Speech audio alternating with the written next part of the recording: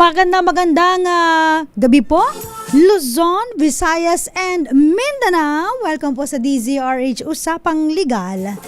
Kasama na po yours truly. Ako po si Attorney Cam. Feliz Navidad. How many days to go before Christmas? 50 days.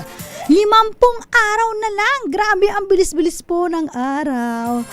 After po ng undas, celebration naman po tayo ng Christmas season. Kaya naman po, yung mga ninong at ninang, ayan, mag-bless na po tayo sa kanila. At yung mga ninong at ninang naman, huwag bibigyan ng envelope na may nakalagay na love you anak, love you inaanak. Okay? Anyway, yung mga employer natin, tsaka yung mga employees natin, kamusta po kayo? Excited na po kaming mga empleyado na maka-receive ng 13-month pay at Christmas bonus. Ayan magkaiba po ang 13-month pay at Christmas bonus. Siyempre, pag 13-month pay, mandato ng batas yan. Pag Christmas bonus, generosity ni boss yan. Alam niyo po, ilang beses kami naka-receive ng Christmas bonus. Halimbawa, bibigyan ka ng wallet. Tapos yung wallet, merong cash. Wow! Pero ito naman, pag-uusapan po natin para sa ating DZRH Usapang Legal. Opo, may kinalaman sa sahod. Yung ating katanungan, di ba? Yung mga ano diyan, yung mga empleyado, ayan, na hindi nagsusustento, ayan, sa kanilang mga anak. At dahil hindi pa sila nagpakasal nung nanay, ang karamihang katanungan po, pwede po bang ikaltas sa opisina ang sustento ng partner mo? Siyempre, di ba, pag usapang support, napaka gulo niyan, napaka masalimuot, napakasakit, napakahapdi pag inalala natin, hindi ba? Bakit? May mga iba po, na talagang hindi kaya, so nire-require po nila at gusto nila na sustentuhan ang kanilang anak. May mga iba naman pong kababaihan na medyo, sabi nila, ma-pride, so hindi hihingi yan ng sustento sa kanyang partner kung sila ay hiwalay na. At hindi naman niya ipapakita doon sa kanyang partner ang kanyang anak dahil sasabihin niya wala namang silbi, wala naman niyang kwenta, walang... Uy, thank you, Diego Bandido. Thank you kay Nicole Liala, sabihin mo see you tomorrow. Ibatiin nga pala namin, happy birthday kay Boss Leo Bungaling, dyan po sa Maya, Candelaria, Quezon. Pupunta kami dyan. Parang dineliver na po yung isusuot namin para sa performance. Charot! Joke lang.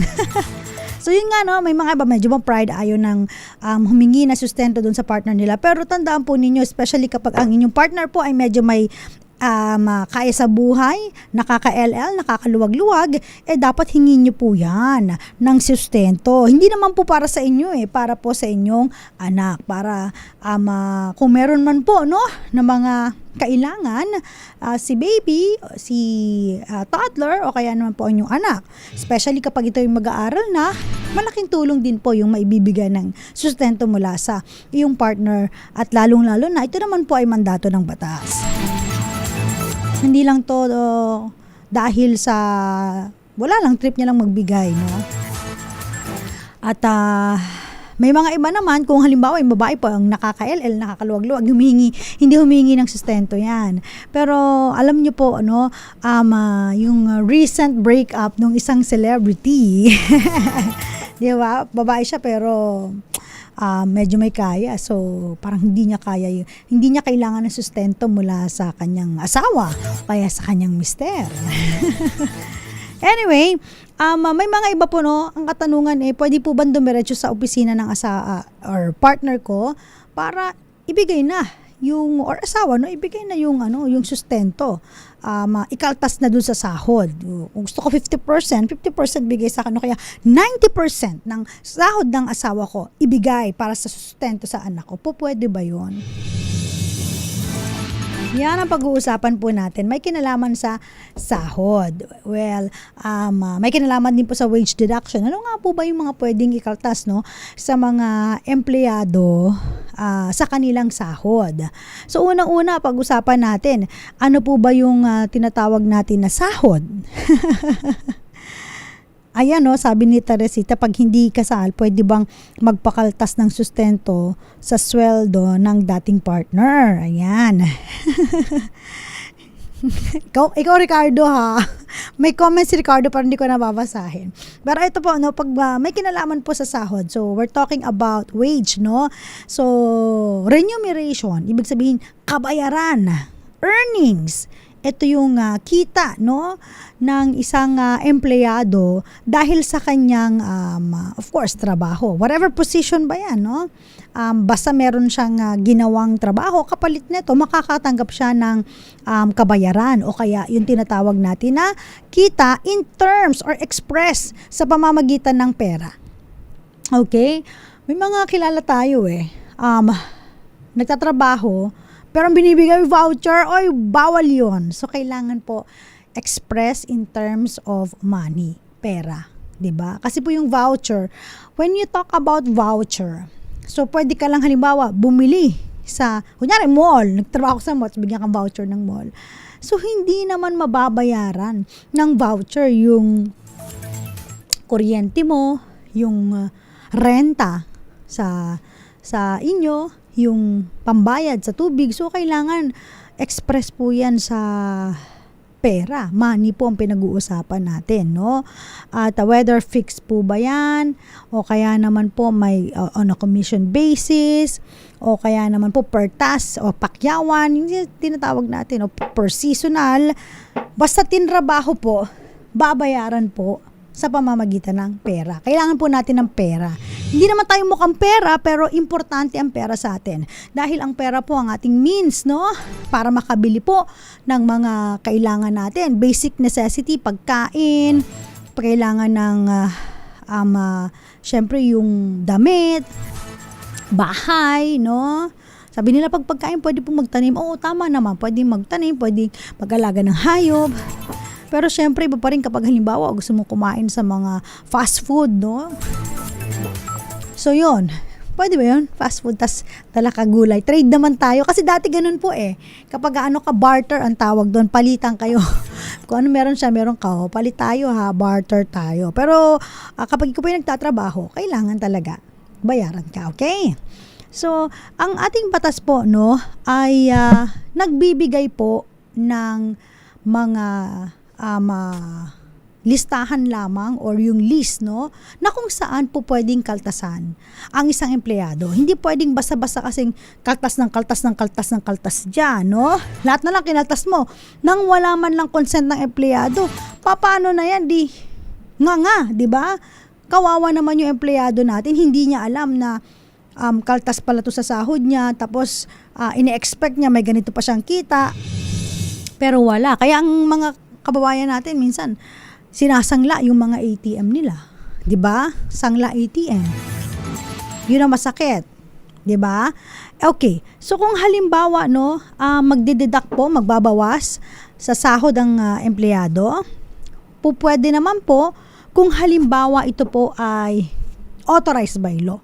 Pag sinabi nating authorized by law, merong batas na nagsasabi na ito pwedeng ikaltas po ito sa sahod. Pero may mga terms and conditions. Tulad na lang dyan, yung pagbabayad natin ng mga contributions, premium contribution sa SSS, sa Pag-ibig, at sa PhilHealth.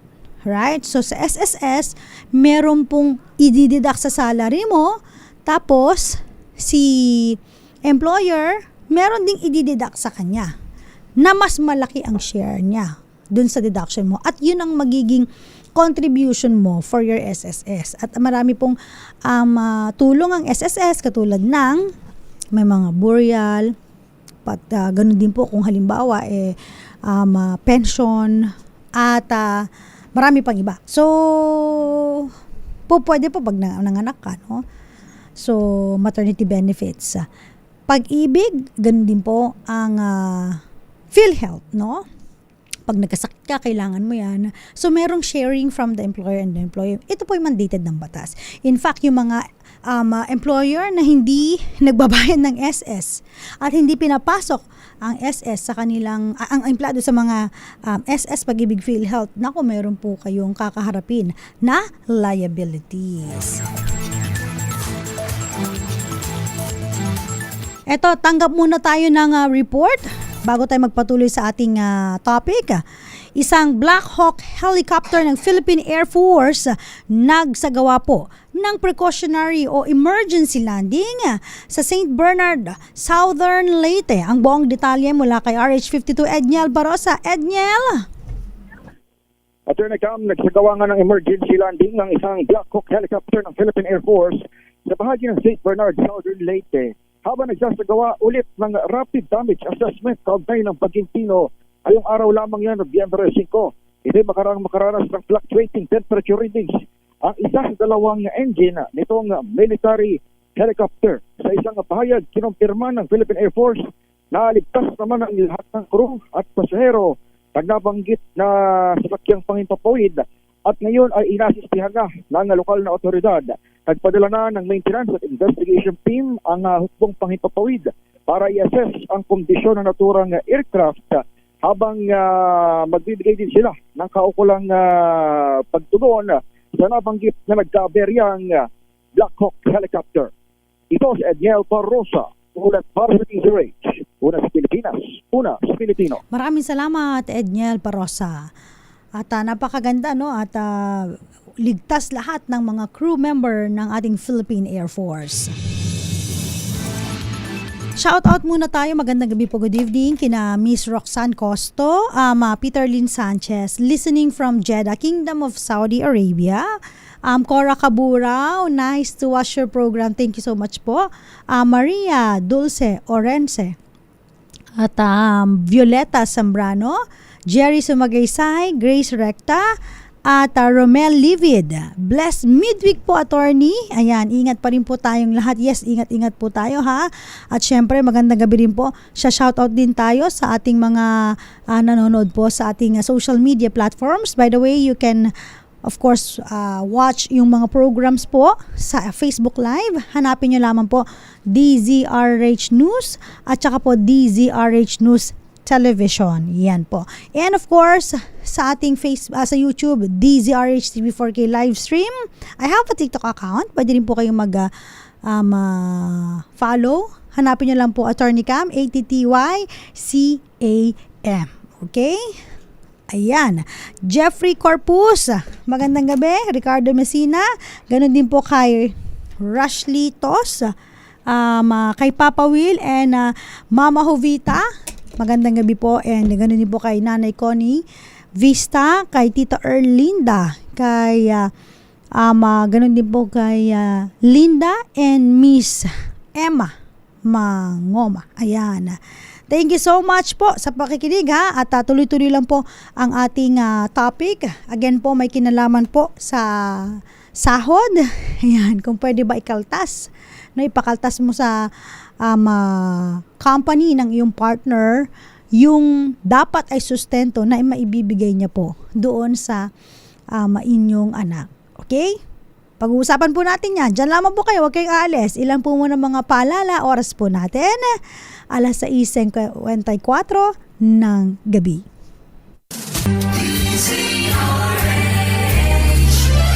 DZRH, a proud member of MBC Media Group.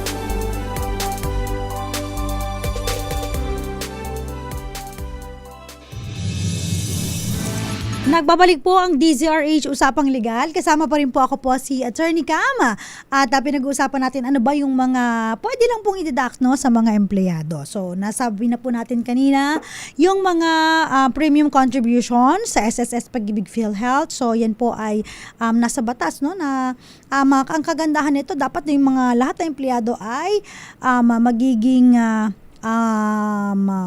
member, of course, ng mga ganitong organizations, no, at agencies, kasi importante nga may mga benefits para pa rin po sa atin. Ito yun naman po yung mga mandated ng gobyerno. Kasama din po sa mga mandated po, no, ng ating government yung withholding tax, no. Mapapansin niyo, teka, bakit may tax yung ano ko, no? Especially kapag yung mga empleyado po ay medyo may kalakihan ng sahod. Yan, may mga withholding tax po yan.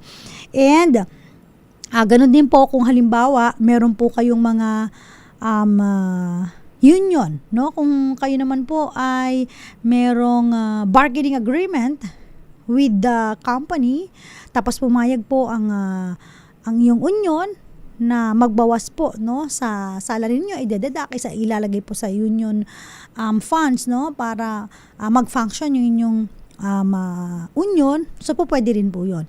Salary loan, hindi ba pag tayo po ay nangangailangan, no? Ito naman ay hindi mandated ng batas, pero yung salary loan in a form of a contract po 'yon, na kung saan pwede kang mangutang sa employer ninyo ng salary, tapos babayaran nyo siya paunti-unti, depende sa terms and condition. Pero po dapat po walang interest, no? May mga ibang employer na nagpapautang tapos iniinteresan, ay, wag po ganon, bad yun. Sabi nga ng anak ko, mami, bad yun. Oh, wag yun, ha. So dapat walang interest po. So salary loan sometimes 1 year o kaya 2 years pa pwede po yan. Okay?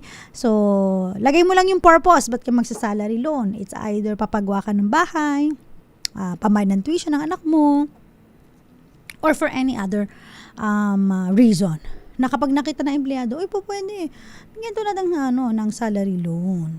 Diba? So, ang tanong, sabi nila, paano kapag halimbawa insurance? Yes po, no? I forgot, baka makalimutan ko. Kanina, kasama rin po to, no? May mga ibang mga company po na meron silang insurance para sa kanilang mga empleyado. Tapos may share yung employee doon. Alam niyo po, ang kagandahan po, no, sa insurance, especially kapag mga medical benefits ang pinag-uusapan natin. May mga empleyado na kasama po, no, yung kanilang immediate family. Nakukunan din po ng insurance. Ang ganda kaya ng ganun, no? Parang nagtatrabaho ka.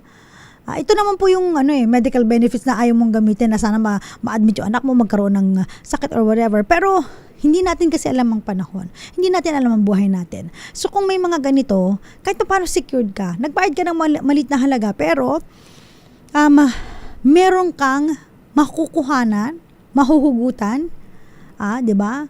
Na insurance hindi lang para sa iyo, para sa asawa mo, kasama na ng mga anak mo. Minsan nga pati basta immediate family, even the mother, the father.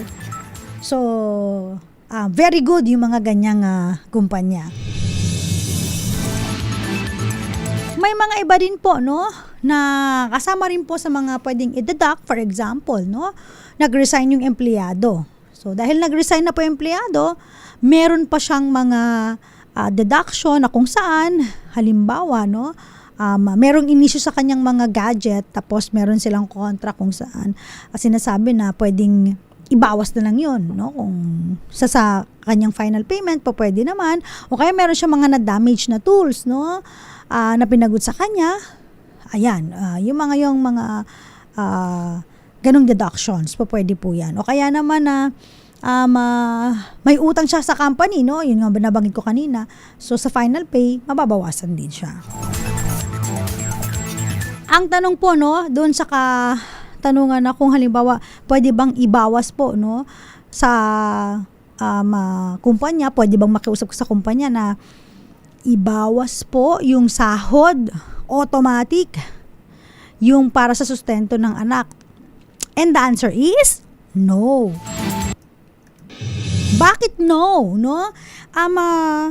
Ang sahod po, ang salary po, no, hindi po yan basta-basta automatic binabawasan ng mga employer, unless yung nabanggit natin kanina, mandated by the law, at may consent ng empleyado. Ang problema po kasi may mga iba, paano malalaman, no? Ng employer. Kasi ano bang relationship ninyo? Bakit parang nadadamay pati mga pati company, no? Hindi po pwede kasi syempre kailangan pa bang mag-investigate yung kumpanya sa relasyon ninyo? Ano ba nangyari? Bakit ba magpapa-DNA pa para ikaltas, no, yung sahod kahit na ayaw? Kasi paano kung ayaw ng empleyado? Okay sana kung pumayag yung empleyado. What if ayaw ng empleyado? So, hindi basta-basta pwede yun ipakaltas. Pero meron tayong exception dyan. Yan. Kapag kayo po ay nag-file ng petition for support sa korte. Yan. Kasi po, di ba sa court, kapag nag-file kayo ng petition for support, magpapakitaan kayo ng ebidensya doon. Affiliation. Yan po ang papatunayan ninyo na talagang itong batang ito ay anak ng nasabing lalaki or babae na dapat magbigay ng support. Tandaan ninyo hindi lang po lalaki ang nagbibigay ng support. Even the mother, no? Kung halimbawa siya po yung alis, pupuntang abroad, nagkaroon ng kakayahanan, pwede po kayo mag-file ng petition for support doon sa nanay na may kaya, tas ayaw magbigay. So, sabi po ng ating civil code, ang mga, of course, ang mga magulang at ang anak ay obliged na suportahan ang bawat isa. Especially, no, yung mga mamalit natin, no, yung mga minor children natin or kaya minor child. So, kailangan suportahan po yan. At ang kadalasan ng ginagawa po kasi, pag nag-file ka ng petition sa court, so, ipapa-prove or bibigyang patunay at ebidensya na ang bata ay talagang kadugo nitong bibigyan nyo ng magbibigay ng support. So, pag napatunayan, pwede nyo pong i-request, no, doon po sa korte na ibawas na doon sa kanyang sahod yung sustento ng bata. O, di ba? Ang tanong, pag halimbawa nagbigay ang korte ng ganito, yung amount na ibibigay mo, hanggang doon na lang ba yun? Fix na ba yun? And the answer is no. Ang support po ay gumagalaw yan. Hindi yan fix. Pwedeng tumaas, pwedeng bumaba. Depende. Kasi bakit po? Ang circumstansya na kung saan nagga-guide po, no, doon sa ating mga korte sa pagbibigay ng magkano ba ang sustento ay base po sa pangangailangan ng bata, ng susustentuhan, at base po sa kakayahan ng magsusustento. For example, etong nag-file sila ng petition for support, si sir na hindi nagbigay ng sustento ay supervisor sa isang malaking kumpanya. Okay? So, binigyan siya ng amount para isustento dun sa kanyang anak. At bigla na lang siyang na-promote. Dahil magaling itong manager supervisor to, mabuladas, kaya nga nabuladas yung mother, di ba, no? Nabola-bola, na asyado. Sarsyado ba? Asado. Bola-bola, asado. Na-promote bilang manager. So, tumaas ang sahod, tumaas ang benefits. So, yung kanya bang sustento ay tataas? Yes, po pwedeng hilingin. Nataasan mo na rin. Total, medyo malaki na ang iyong kakayahan na magbigay ng sustento. Okay. Biglang ang nangyari, mag-aaral na yung kanyang anak sa kolehiyo. Di ba sa kolehiyo medyo mas mahal na, no, yung mga tuition, mga pangangailangan, kailangan na ng mga gadgets. So, kailangan ba itaas? Yes, pwede po. Kasi yung pangangailangan niya tumaas din po. Kung pangangailangan niya tumaas, tapos ikaw ay nagsusworn high at napopromote, dapat din po, bigyan mo, lakihan mo yung support. Okay? Tandaan po ninyo, hindi po ibibigay lahat ng salary sa inyo, no, ng korte. Walang ganon. Siyempre, kukomputin yan.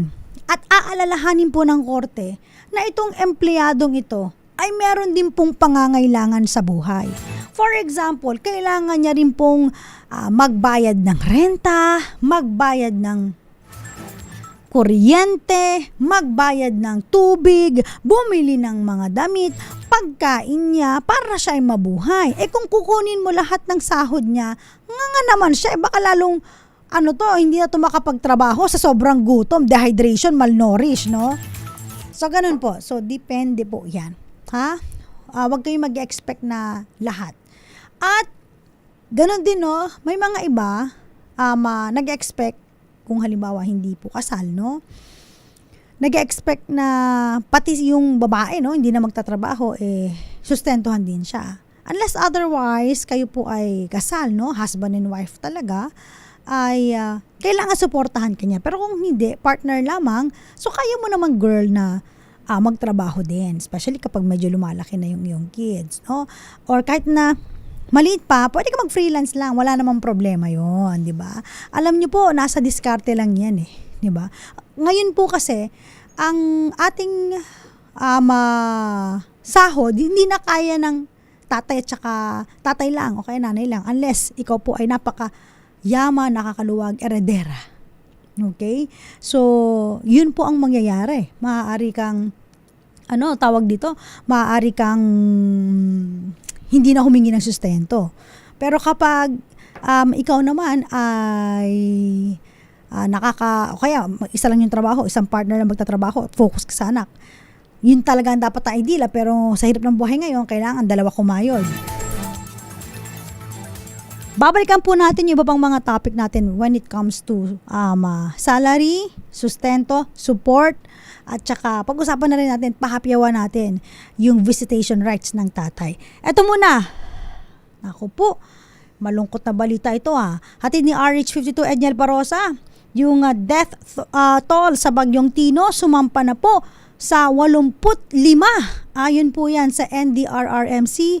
Edniel, ibalita mo nga to, Edniel. Attorney Cam, sumampa na nga sa 85 itong bilang ng mga napapaulat na nasawi bunsod ng pananalasa ng Typhoon Tino. Sa report ay nilabas ng NDRRMC ngayong pasado alas 7 ng gabi, nabatid na karamihan dito sa casualties ay galing lamang sa Cebu, 49 to be exact. Dahil ito sa iba't ibang sanhi, dahil ng pagkahulog ng mga debris, landslide at pagbaha. Igi-isa naman ang naitalang casualty sa Bohol, Capiz at Leyte, habang napare-parehas naman dahil sa pagkabagsak ng puno. Isa rin ang naitalang namatay sa Leyte dahil sa flooding o pagbaha. Sa Negros Island region, isa ang nahulugan ng debris, habang 3 naman ang nalunod. Habang 28 sa total na 85 ang hindi pa rin madetermina kung ano ang sanhi ng pagkasawi. 6 sa binabanggit natin ito ay ang mga sundalo o airmen ng Philippine Air Force na sakay ng bumagsak na Super Huey helicopter kahapon sa Agusan del Sur. Sa ngayon ay mayroon pang 75 missing o patuloy na pinaghanap ng otoridad sa mga oras na ito. 13 sa mga yan ay Cebu, habang 62 ay sa Negros Island region, Occidental at Oriental, na hindi pa rin batid sa official report kung ano ang sanhi. Update pa rin mula sa Camp Aguinaldo. Ito si Edniel Parosa ng Laser H. Una sa Pilipinas, una sa Pilipino. Maraming salamat, Edniel Parosa. Sana po yung mga missing ay mahanap po natin at be positive na sana po ay sila ay okay pa at nasa maayos na kalagayan. Babalik po tayo, ilan po munang mga paalala, dyan lamang po kayo. Oras po natin, 15 minuto makalipas ang alas 7 ng gabi. Kasama niyo pa rin po ako po, si Attorney Cam.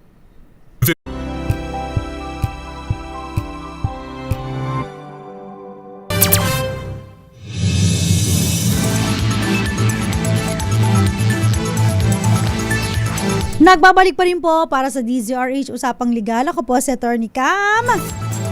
May kinalaman pa rin po sa sahod tsaka sa sustento ang pinag-uusapan natin.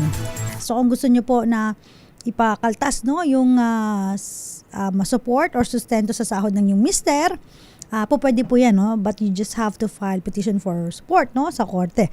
At pag pinag-uusapan po natin yung support, of course, yan po ay nababanggit sa family code, no?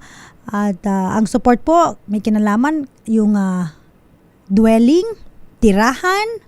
So, bigyan din ng support, of course, yung transportation, medical attendance, education, ganun din po, of course, yung pagkain. Ayan. At may mga iba kasi, halimbawa, nakatira sa isang bahay, ang kanilang Meralco bill ay 1,400. 5 silang nakatira doon. Merong bata minor. Tapos binibigyan ng support. Kakaltas pa doon sa ipapabayad, no, doon sa guardian ng bata. Yung buong support, no, yung buong Meralco bill. Ay hindi po, pag ganyan po. Even sa guardianship, no, kino-compute po yan. Yung share po ng bata doon sa kuryente, hindi po lahat dapat babayaran yon, no.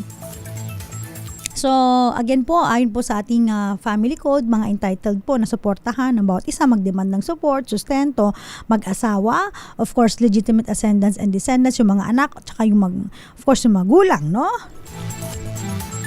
Whether yan po ay legitimate or illegitimate. Yung kanina pinag-uusapan natin, di ba? Yung non-marital children, naghiwalay sila ng kanyang partner, ngayon nanghihingi siya ng support, no? Even the non-marital child, no, kailangan po bigyan nyo po ng sustento. Okay. Ang tanong, alam nyo po, sa manahan po kasi, nakalagay po sa batas natin na ang legitimate, mas, ang makukuha ng illegitimate, half lang po ng legitimate, no, yung share niya. Sa sustento ba, sa support, ganun din? Half lang ba sila nung sinusuporta sa legitimate child? Yun ba ang basehan? The answer is no, no? Kung halimbawa po, no, ang ang non-marital child po ay nanghingi ng support. Hindi, kunyari, binibigay mo sa anak mo, meron siyang baon niya, 500 per day, o ikaw kalahati ka lang, 250 ka lang per day, gano'n, no? Depende po sa pangangailangan pa rin at saka sa kakayahan ng magbabayad yung sustento. So, walang comparison na gano'n. Kung halimbawa, magkalapit pa ng edad, pareho na mga pangangailangan yan, hindi mo po pwedeng sabihin na, ay, dahil anak sa labas or non-marital child, mas malit ang makukuha niyang sustento. Although, ang nangyayari po talaga in real life, maliit po talagang nakukuha dahil syempre lahat ay buhos doon sa lihitimong pamilya o lihitimong anak. Pero you know what? Maniwala kayo, may mga ibang instances po na baliktad, no? Yung tatay sumama doon sa kanyang paramour, nagkaanak sila, tapos doon binubuhos. Ang nakakalimutan, yung kanyang mga lihitimong anak na mga anak nila doon sa parents na ikinasal. So, legitimate child or children. So, kanya-kanyang circumstansya. Pero tandaan po ninyo, hindi po dapat doon ang basihan na, porque ito legitimate, ito non-legitimate, no? Mas malaki to, depende pa rin po yan sa kakayahan ng magbabayad o magbibigay ng sustento at pangangailangan po ng humihingi ng sustento. Okay? Sometimes po, alam nyo, halimbawa, no, ang inyong partner o ang inyong asawa ay wala, hindi talaga nagtatrabaho, ay magtrabaho, pal. Sorry for the term. Pal ng magulang, di ba? Sabi niya, anong pal? Philippine Airlines? Hindi. Palang munin daw, ganon. And then, yung kanyang parents po ay may kakayanan, mayaman, may business. Alam niyo po ba na pwede kayong humingi ng support doon sa kanyang parents?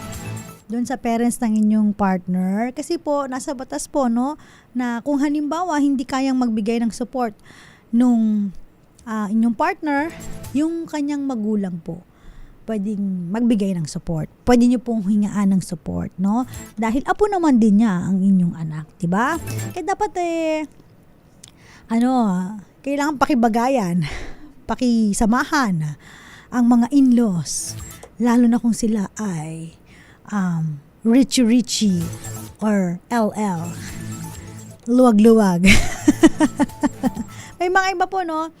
Kapag kahit non-marital child, tapos yung lolo't lola, alam nyo, sila ang nagpapaaral dun sa mga bata, no? Kultura kasi natin yan eh. Not only dahil mandated siya by our family code na we have to support each other, ascendants, descendants, no? Tayong mga Pilipino kasi kultura na pag apo mo yan, susuportahan mo yan eh, whether legitimate or non-legitimate. Pag walang trabaho yung anak mo, tapos nangailangan yung apo mo, ang bilis ng mga in-laws natin magbigay, di ba? In fact, mas mahal nga nila yung mga apo kaysa sa mga anak nila eh. Aminin niya yan. Di ba? So, nahihingan din po sila ng support. So, importante po yan. Again, yung amount, at saka yung form ng support, depende po yan. Financial sa capacity, needs ng recipient.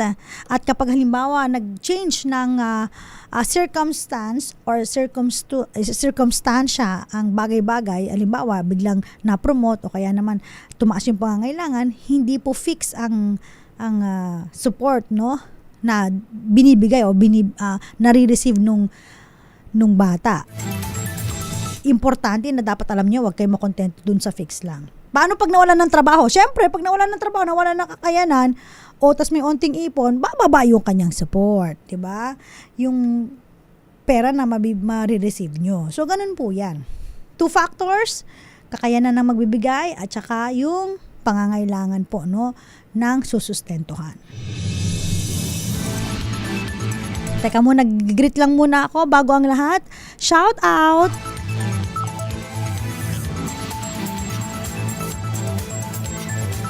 Oo, sa newly elected HOA.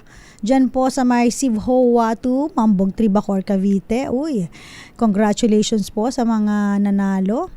At shoutout na rin po kay Angelina Paclibar. Kay Ditas Mangay Ayam. Ayan. Alam niyo po, attorney, ganyan din dito sa Macau regarding sa salary loan. Hindi po basta-basta ikinakaltas sa sweldo ang utang. Isisend muna ng buo. Then si empleyado na ang magbabayad sa boss. Okay. Tristan Wyatt Gulay, Azoged Emma, good evening. Elmar Bendol, magandang gabi sa'yo. At ganun din po, oy, si Miss Thea Pecho Corpus nandiyan kanina eh. Nagkukwentuhan kami, lakas na naman ng lap trip eh, no? Gandang gabi rin po. Shout out din po sa mga followers natin on TikTok account. Again, ATTYCAM. Hanapin nyo lamang po para kung meron po kayong mga katanungan, sometimes po si Attorney Cam nakakaluwag-luwag ang schedule. Hindi man nakakaluwag-luwag sa pera. So, sumasagot po tayo dyan. Ayan. Thank you so much. Maraming salamat po sa tumutok sa atin. Muli po Mondays, Wednesdays, and Fridays, nakakasama niyo po ako. Ako po si Attorney Cam. Tuesday and Thursday, nakakasama naman po Attorney Rina Seco. Para sa DZRH Usapang Legal. Congratulations, DZRH! Number 1 na naman sa Kantar, Mega Manila and Metro Manila. Lakas, di ba? Muli po para sa DZRH, una sa Pilipinas, una sa Pilipino. Ako po si Attorney Cam. Oras po natin, 7:28. Bye!